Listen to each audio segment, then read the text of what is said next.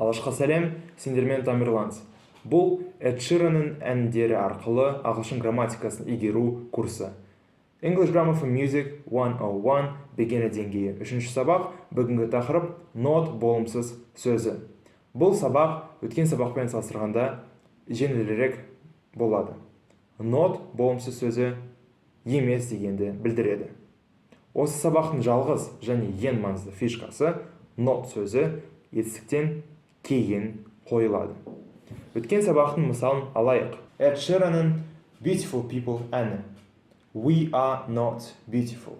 Біз әдемі емеспіз. Енді тура осылай not сөзін басқа жіктеу есімдіктерімен байланыстырайық.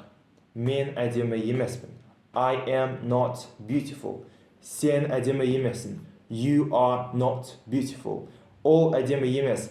He is not beautiful, she is not beautiful, it is not beautiful. Біз әдемі емеспіз. We are not beautiful.